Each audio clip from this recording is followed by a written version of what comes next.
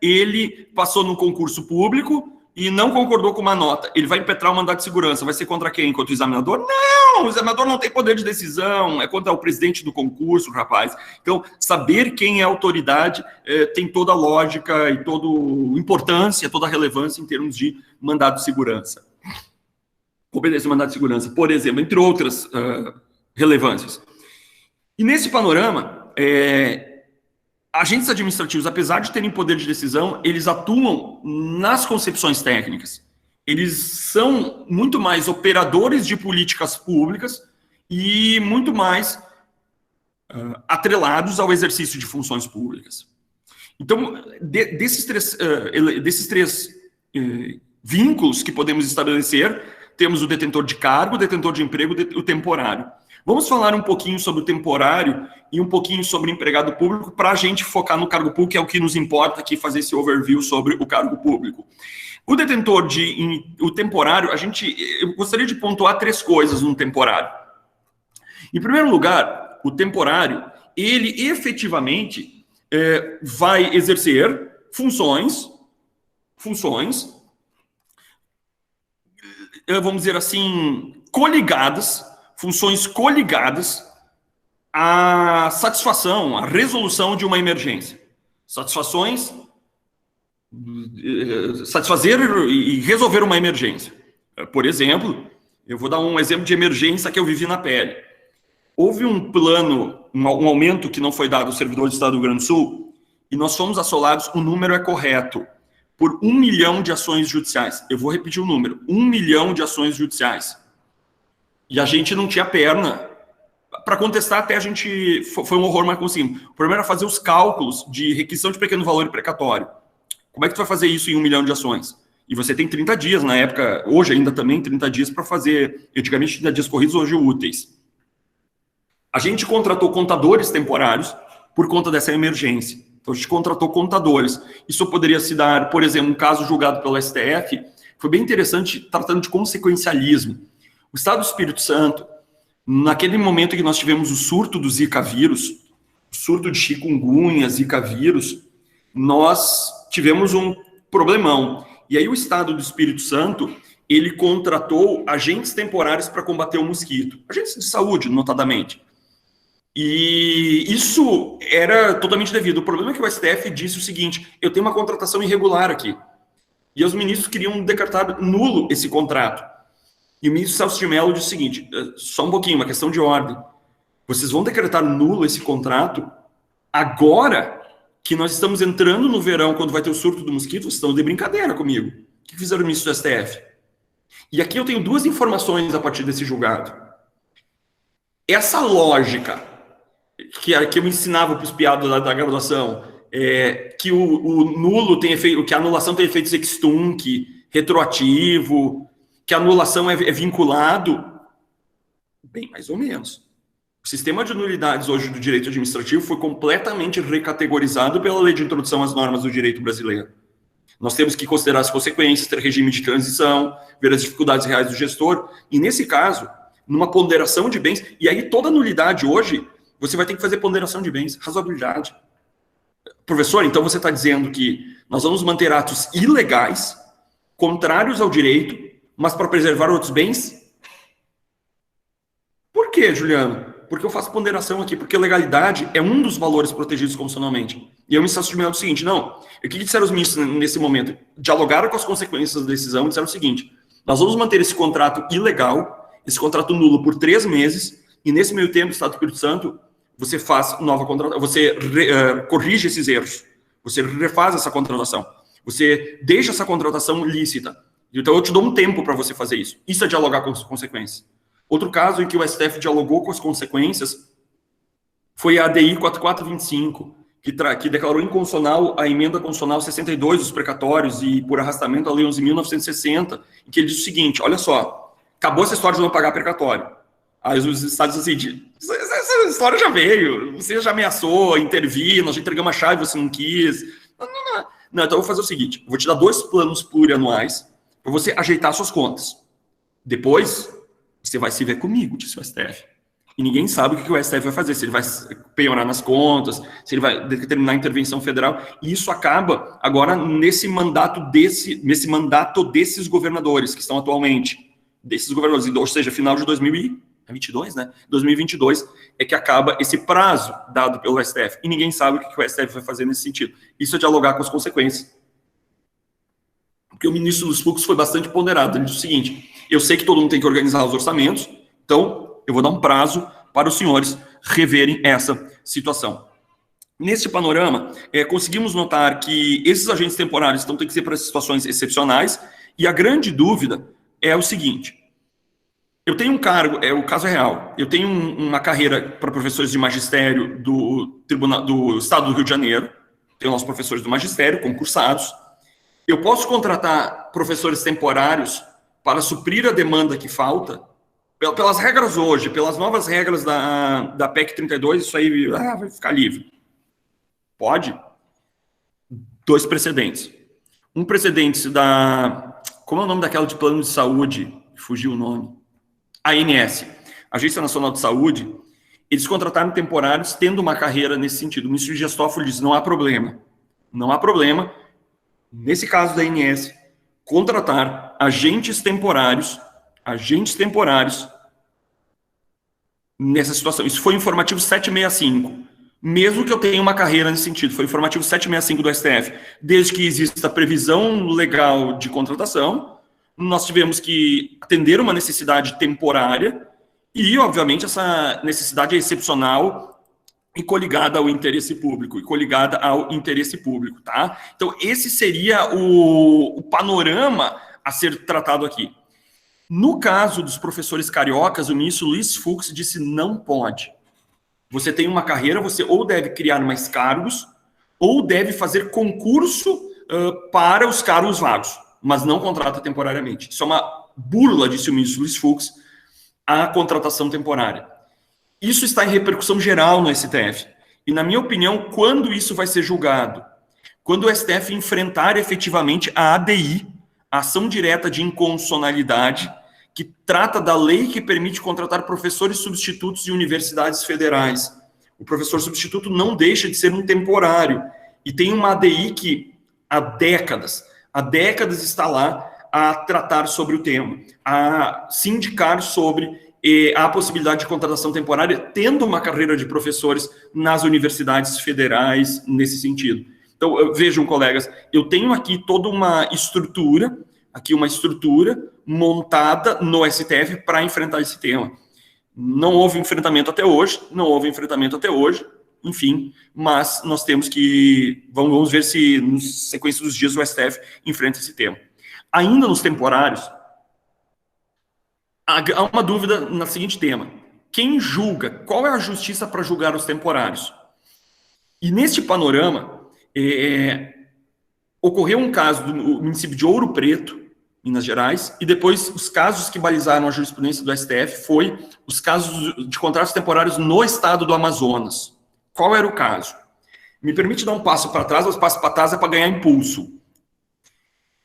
O artigo 114 da Constituição Federal, cuja a redação foi alterada pela emenda constitucional 45, disse o seguinte: Justiça do Trabalho, você não vai julgar só relações laborais, você vai julgar outros temas também coligados às relações laborais. Você julgar acidente do trabalho, derivada de uma relação trabalhista, contribuições previdenciárias, matéria tributária, multas do Ministério do Trabalho, poder de polícia e assim por diante. Então, houve uma alteração da lógica da competência da Justiça do Trabalho. Professor, o que isso tem a ver? Tudo. Esse artigo 114 foi enfrentado pela DI 3395, a DI 3395. E essa DI disse o seguinte: olha, esse artigo 114 é constitucional. O que fez o Estado do Amazonas e o município de Ouro Preto? Eles tinham contratos temporários que seguiam mal ou bem o estatuto dos servidores civis de cada ente respectivo. Então, os direitos e deveres dos temporários não estavam lastreados na consolidação das leis do trabalho. Não era uma relação laboral. E se não era uma relação laboral, eu não posso promover uma ação na Justiça do Trabalho. Por que será que todo mundo queria fugir da justiça do trabalho? Não entendo por que os estados queriam fugir da justiça do trabalho, né? Não sei por que, né, os estados querem fugir da justiça do trabalho. Bom, nesse caso, eles proveram várias reclamações constitucionais com base na DI 3395, que declarou constitucional 114, é o seguinte: temporário não está no limite do 114. Os efeitos vinculantes e erga omnes dessa DI disseram: essa é a competência da justiça do trabalho. Fora disso, a justiça do trabalho não se mete.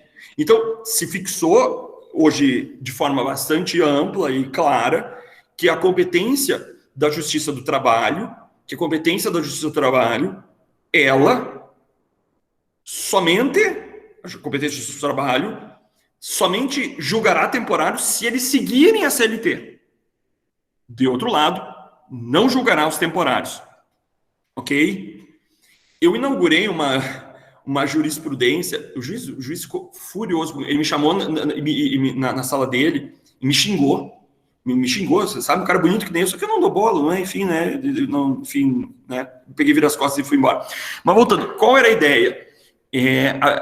Se a Justiça do Trabalho não julga relações jurídicas de direito administrativo, a minha dúvida é: ele poderia, a Justiça do Trabalho, julgar servidores da administração direta, ainda que tenha o lastro na CLT? Porque eu tenho toda uma lógica jurídica de direito administrativo ali, ainda que os direitos e deveres estejam na CLT. Então, esse é o panorama que está posto aqui. A PGE acabou desistindo dessa minha reclamação, até me consultaram, por conta que isso ia implicar em efeitos ruins para uma outra tese mais milionária que a PGE tinha. Mas eu tinha inaugurado isso e estava ainda pendente de julgamento. O meu horror é que é o seguinte: ela caiu para um ministro. Quem foi o ministro que saiu, que se aposentou? Acho que foi o Menezes de Direito. E aí depois passou para a Rosa Weber. Eu disse: eu perdi a ação, né? Para a Rosa Weber eu perdi a ação, que ela é super trabalhista, né? Aí eu disse: aí foi, eu nem vou me assistir. Então eu concordei com a desistência, porque eu ia perder, por causa que caiu para a Rosa Weber, que é super pró-empregado. Bom, nesse panorama, fechando os temporários, vamos falar então do detentor de emprego público, certo? E o que a gente poderia falar de complexo nos empregados públicos? Sabemos que os empregados públicos são os seletistas, que têm seus direitos e deveres na CLT, né? Primeira coisa, poderia o município de São Paulo contratar agentes administrativos pela CLT e pelo estatutário? Ele diz assim: agora que for criar, eu tenho aqui os agentes de saúde, por exemplo, os agentes de saúde, que são cargos estatutários, e eu vou contratar agora agentes de saúde por empregados públicos. Isso vai ser rompido. Com a Constituição de 88, o Constituinte quis meio que organizar a administração pública, porque era uma balbúrdia. A administração pública, o regime, havia pessoas fazendo a mesma coisa, eram seletistas e outros eram os estatutários, e aí tinha a corneta, sabe corneta? Um ficava corneteando o outro. O seletista dizia o seguinte: eu tenho 13º, tu não tem. Tinha muitos que não tinham 13º, né? E aí diz assim: eu sou estável, tu não né? Veja, fazendo as mesmas coisas. Era um horror. Fora que tinha gente sem concurso, com concurso, você tinha os estabilizados, aí você teve os estabilizados do artigo 19 da DCT. Me permite, cadê o Roger? Roger, eu posso contar uma história, né? Uma vez eu estava indo despachar com o ministro do STF, aí eu parei no aeroporto Juscelino Kubitschek e peguei um táxi. E aí é longe, você leva meia hora, 40 minutos até a Praça dos Três Poderes. E aí o taxista bom de papo disse: o senhor é servidor? Sim, eu sou do Procurador de Estado, lá do Rio Grande do Sul. Eu também sou servidor. Eu disse: sou servidor aposentado do Senado. Eu disse: sério? Me conta. E o senhor não sabe, ganhei o meu cargo lá nos anos 80 num futebol. Aí eu disse: me conta essa história, que essa eu tenho que contar para os alunos. Aí eu já comecei a me interessar. Como assim no futebol? Me conta. Não, é que era assim, a gente estava jogando bola ali, no final do jogo, o cidadão olhou para o Marquinho, que era o ponto esquerda, disse: Marquinho, tu não quer um cargo no Senado? Eu disse: não, eu já consegui um cargo na Petrobras. Aí ele olhou para mim, que eu era ponta direita, assim: e tu não quer um cargo? Quero. Ele botou meu nome ali e eu entrei pro Senado. Como assim? Né? Aí ele olhou para os lados, quando a pessoa olha para os lados é porque é problema, né? Era mais ou menos assim, o senador, ele botava uma folha, dizia: eu quero que você contrate esse. Só que eles botavam aqui embaixo e pegavam a assinatura do senador. E aqui em cima eles botavam os que eles queriam. Eles botavam do senador e engatavam mais gente, entendeu? E aí botaram meu nome ali no futebol e eu entrei. E aí, doutor, não sei por que me deixaram ficar. Eu disse: deixa que eu te explico. Existe o artigo 19 do ADCT. Se você ficou 5 anos, que não é... O senhor não era CC? Não, não era CC. Se você ficou 5 anos, o Constituinte de 88 te deu estabilidade. Você ficou estável. Como assim, doutor? Não, ninguém pode mais se tirar depois de 88, porque você ficou 5 anos ainda que... Mas eu não fiz concurso. Não importa. Então eu tenho que agradecer o Ulisses Guimarães. Esse é o cara que você tem que agradecer. Eu disse para ele assim. Né? Então ele ganhou o cargo no futebol. Então, percebe como era? E aí, o que fez o Constituinte de 88? Ele disse o seguinte, cara, vamos fazer um regime jurídico único. Não dá. Não dá para ter esse tipo de coisa. Então, olha só. União, INSS, Estado do Rio de Janeiro... Ou vocês vão fazer... É um túnel bifurcado. Ou é cargo, ou é emprego. Os dois não vai dar.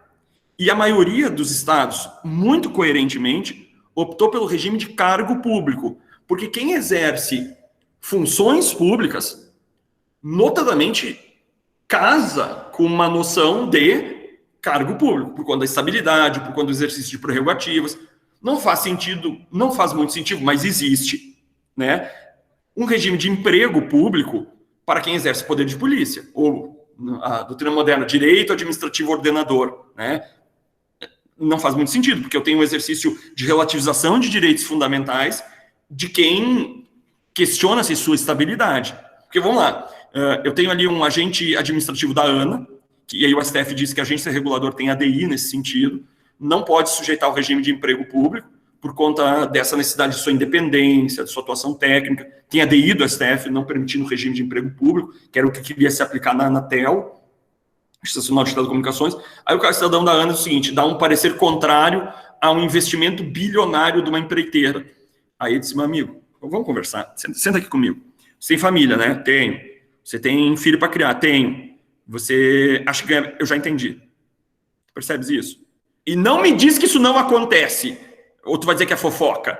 Ah, não, é tudo intriga da oposição. Isso é coisa que contaram pra gente. É tudo, como é que é? Fake news. Tu entende? É essa a lógica da noção do regime jurídico único e que foi a opção de todo mundo. Professor, mas por que eu optaria por um regime de cargo de emprego? Pragmaticamente, o regime de emprego ele era mais caro no limiar das funções. Ele era mais caro no limiar das funções. Ele é mais caro no limiar das funções, mas ele vai ser mais barato quando do regime previdenciário.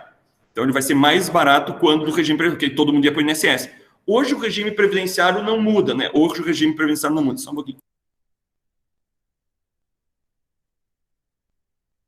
Então, ele seria mais barato no regime posterior. Então, porque todo mundo ia para o INSS, não ia para o regime único. Hoje, com a emenda constitucional 103, que você vai pagar, de certa forma, só o teto do INSS, não faz muito sentido. Talvez o regime até de estatutário seria mais barato, porque o STF já disse que você não precisa dar aumento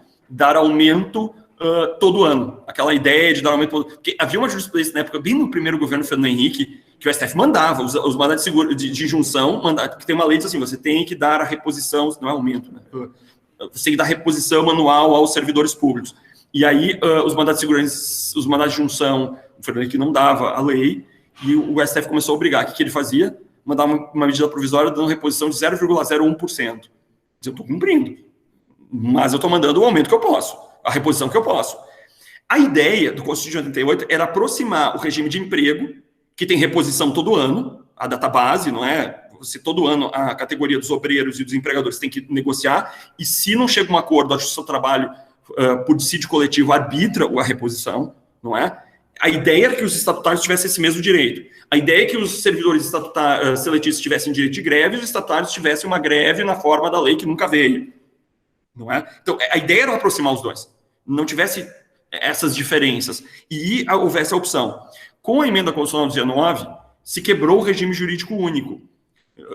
E isso foi objeto da DI 2135, medida cautelar, ela nunca, ao menos que eu saiba, nunca foi julgada no mérito, a DI 2135, e a ministra Ellen Grace disse o seguinte, na medida cautelar 2135, ela olhou e disse, eu tenho uma inconstitucionalidade formal. Velho, os caras colocaram no contrabando. Entre uma turno e outro, os caras engataram uma norma ali no meio. Professor, mas isso acontece no Congresso? Bem-vindo. Né? Os caras na mão grande, se chama cauda de cometa. Isso. Ninguém viu, sabe? Rouba-monte, né? Os caras, ninguém viu. Né? Tinha uma época na minha infância, o super trunfo. Quem é da época do super trunfo não se acusa porque vai denunciar a idade, tá? O super trunfo acabou. E assim, eu não posso dizer que não tem. Então, não é uma coisa assim, eu sou contra o regime jurídico único, é inconstitucional. Não é isso. O problema é que eu tenho uma inconstitucionalidade formal. Inconstitucionalidade formal é vício de gênese. É vício de origem. Você não pode modular efeitos.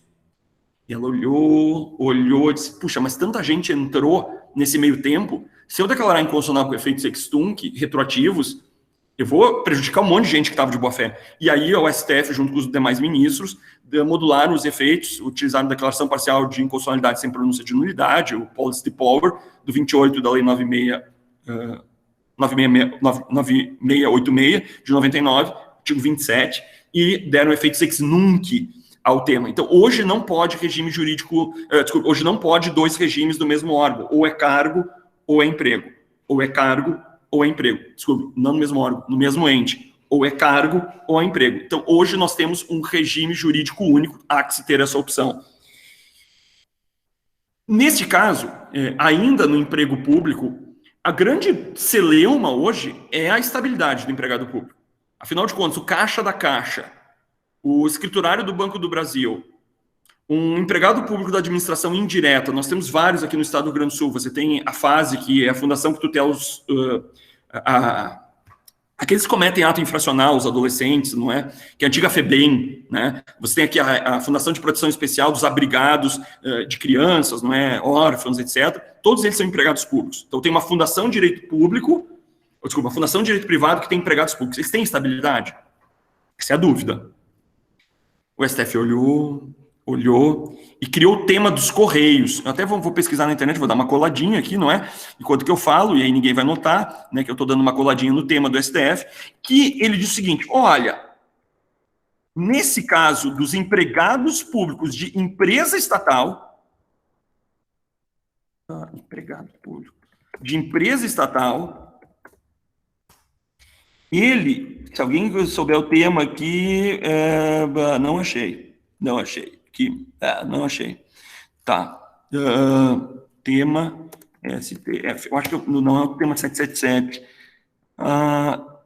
Não achei. Tá, bom, mas há um tema do STF nesse sentido que diz o seguinte: os empregados públicos, melhor consultar na minha fonte. Os empregados públicos, eu sou meio atrapalhado aqui. Eles, das empresas estatais, não possuem estabilidade. Os das empresas estatais não possuem estabilidade. O que é importante é que se dê, ampla defesa e motivação na sua demissão. Então, no caso dos Correios, não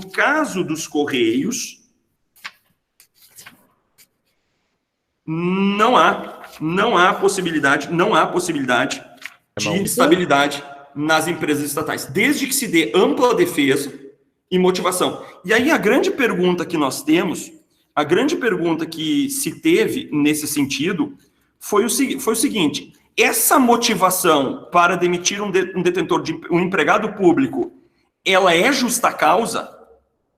O STF fez uma grande favor em dizer o seguinte: não é justa causa. Não é justa causa. Por que não é justa causa, Juliano? Por que não é justa causa? Justamente porque eu não posso pensar que essa demissão é um ato vinculado. Essa demissão é um ato discricionário. Tá aqui, 282. Que droga, né? Foi o tema informativo 919. Isso foi repetido nos informativos, precedeu os informativos 734 e 719, mas o informativo dos Correios é o informativo 919 aqui, 919, não é?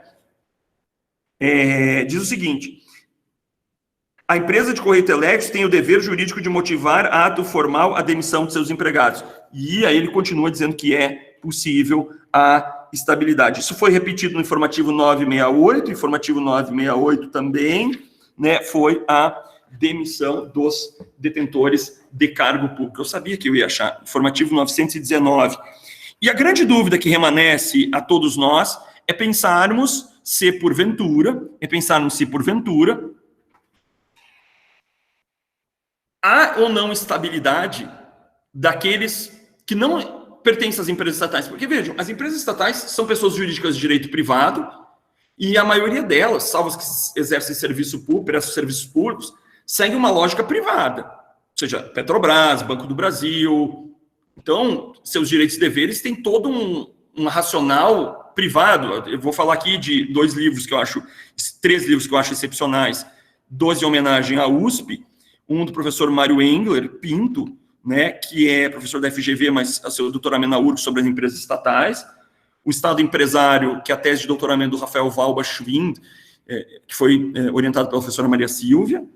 E Alice Bicalho, o livro da Alice foi base no julgado do STF sobre a ADI 5624, sobre o programa de desestatização do governo, né? Alice Bicalho, também sobre as empresas estatais. Então, eu tenho toda uma lógica imbricada. A dúvida que remanesce é os empregados públicos de administração direta, União Estado, Município, Distrito Federal, ou autarquia e fundação, ou mesmo consórcio público, que vai seguir o regime de emprego público, está no artigo 6º da Lei 11.107 de 2005, os consórcios públicos que geram associações públicas ou privadas, não importa, será um regime de emprego público seletista, eles têm ou não estabilidade. Conto uma história. O último governador do estado do Rio Grande do Sul, ele era o extintor mor. Ele seguiu várias fundações, que tinham vários empregados públicos, fundações de direito privado. E esses empregados demandaram na Justiça do Trabalho pedindo sua estabilidade. A Justiça do Trabalho, acho que votou a favor ou contra a estabilidade. Deu estabilidade em primeiro grau. O TRT, quarta região, que é com maior respeito ao TRT, é um tribunal bastante arredio. Não foi nenhuma nem duas vezes que eu fui despachar com o ministro do TST e eles olharam assim, puxa, mas o que tem um tribunal de vocês lá do Rio Grande do Sul que não respeita nossas decisões? Eu disse, pois é, ministro, o que eu vou fazer, né? Ele é bastante arredio, vamos dizer assim, e nesse caso, como não foi uma questão de arredio, porque não havia presença, eles têm estabilidade. Aí o Estado do Rio Grande do Sul tocou uma DPF, ela é antiga, ela ainda quando a ministra Carmen Lúcia era presidente, ela não deu a liminar, e a DPF, ela está pendente de julgamento no STF, a saber se os empregados de empresas, os empregados públicos seletistas da administração direta e das fundações e autarquias possuem estabilidade ou não. Então, a resposta a esse precedente, a esse tema, a esse assunto, será dado, na minha opinião, nessa DPF, porque ela vai ter efeitos erga omnes e vinculantes. Tá? Dúvidas até aqui? De resto, os seletistas têm vários direitos e deveres, tal qual um detentor de cargo público. As proibições de acumular ou não, acesso a cargo público, concurso, etc, etc, etc. Tudo bem? Fecho o empregado público e inicio nossa fala sobre o detentor de cargo público.